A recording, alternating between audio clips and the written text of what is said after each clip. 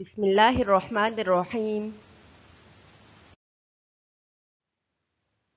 السلام علیکم۔ The graceful grammar higher secondary school کے یوٹیوب چینل سے آپ کو خوش آمدید کہتے ہیں۔ آج کے سبق میں ہم جماعت پنجم کی اسلامیات کی کتاب حی علی الفلاح کے باب اخلاق و آداب کے تحت سبق آداب تلاوت پڑھیں گے۔ تعلیمی حاصلات طلبہ 4.1.1 جس کے ذریعے طلبہ آداب تلاوت کا مفہوم بیان کر سکیں گے۔ 4.1.2 جس کے ذریعے طلبہ آداب تلاوت قرآن بتا سکیں گے۔ اللہ تعالیٰ نے انسانوں کی ہدایت کے لیے بے شمار صحائف اور کتب نازل فرمائیں۔ ان تمام کتب میں سب سے جامع ترین کتاب قرآن مجید ہے۔ قرآن مجید حضرت محمد صلی اللہ علیہ وآلہ وسلم پر نازل ہوا۔ قرآن مجید عربی زبان میں ہے۔ اس کے 30 پارے، 114 سورتیں اور 6666 آیات ہیں۔ آج ہم قرآن مجید کے بارے میں تفصیل سے پڑھیں گے اور اس کے علاوہ اس کے آداب تلاوت بھی جانیں گے۔ اپنی کتاب کا صفحہ نمبر 76 کھولیے۔ آئیے سبق کی بلند خوانی کرتے ہیں۔ سبق آداب تلاوت۔ قرآن مجید اللہ تعالیٰ کی آخری آسمانی کتاب ہے۔ اللہ تعالیٰ نے اسے حضور اکرم صلی اللہ علیہ وآلہ وسلم پر قریباً 23 سال میں نازل فرمایا۔ لفظ قرآن کا معنی ہے وہ کتاب جو بہت زیادہ پڑھی جائے۔ لفظ قرآن قرأت سے بنا ہے جس کے معنی ہے پڑھنا، تو قرآن کا معنی ہوا وہ کتاب جو پڑھی جائے۔ قرآن مجید انسانوں کو تا قیامت نیکی اور ہدایت کا راستہ دکھاتا رہے گا۔ قرآن مجید کی حفاظت کا ذمہ اللہ تعالیٰ نے خود لے رکھا ہے، اس لیے اس میں کوئی بھی انسان کسی قسم کی کوئی بھی تبدیلی نہیں کر سکتا۔ ارشاد باری تعالیٰ ہے اِنَّا نَحْنُ نَزَّلْنَا الذِّكْرَ وَإِنَّا لَهُ لَحَافِظُونَ۔ سورۃ الحجر آیت نمبر 9۔ ترجمہ: بے شک ہم نے قرآن کو نازل کیا اور ہم ہی اس کی حفاظت کرنے والے ہیں۔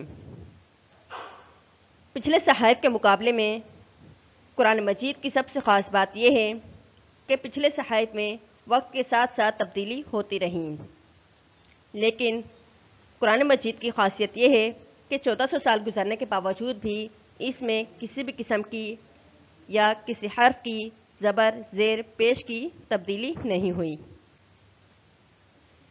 مسلمان ہونے کے ناطے ہمارا فرض ہے کہ ہم روزانہ قرآن مجید کی تلاوت کریں، اس کو سمجھیں اور اس پر عمل کریں۔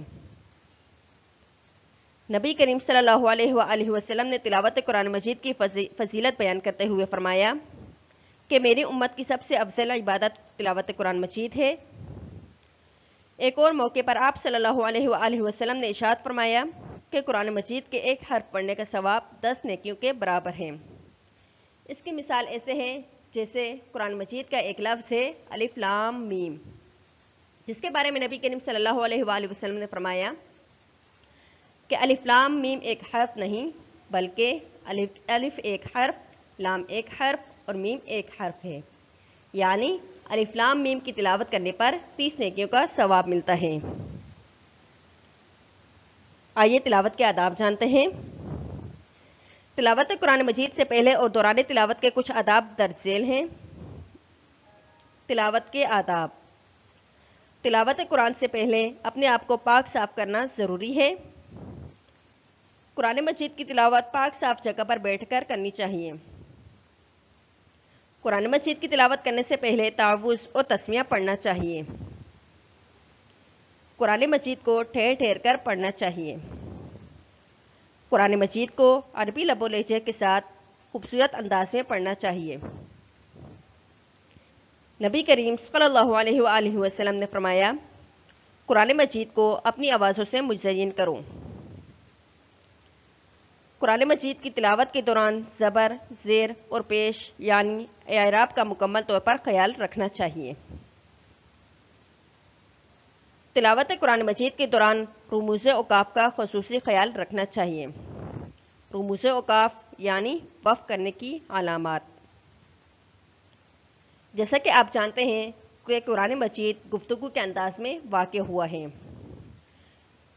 تو انسان کی عادت ہے کہ جب وہ گفتگو کرتا ہے تو کہیں ٹھہرتا ہے اور کہیں نہیں ٹھہرتا، اور اسی ٹھہرنے اور نہ ٹھہرنے سے بات صحیح طور پر سمجھ میں آتی ہے۔ تو اسی طرح قرآن مجید میں بھی کہیں ٹھہرنے اور کہیں نہ ٹھہرنے کی علامات مقرر ہیں، جنہیں رموز اوقاف کہتے ہیں۔ ان میں سے کچھ علامات ایسی ہیں جن پر وقف کیا جاتا ہے یعنی ٹھہرا جاتا ہے، اور کچھ علامات ایسی ہیں جن پر وقف نہیں کیا جاتا۔ قرآن مجید کی تلاوت کو خاموشی سے سننا چاہیے۔ قرآن مجید کی تلاوت بہت توجہ اور باقاعدگی سے کرنی چاہیے۔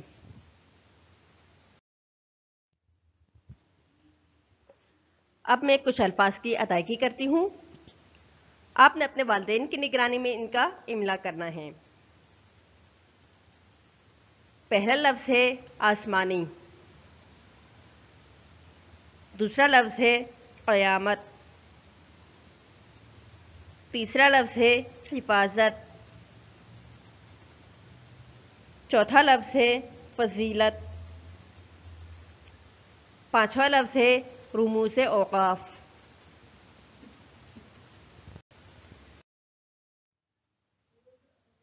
گھر کا کام۔ کتاب کے صفحہ نمبر 76 پر موجود سبق آداب تلاوت کی بلند خوانی کیجیے۔ کتاب کے صفحہ نمبر 76 سے تلاوت کے 4 آداب یاد کیجیے۔ اللہ حافظ۔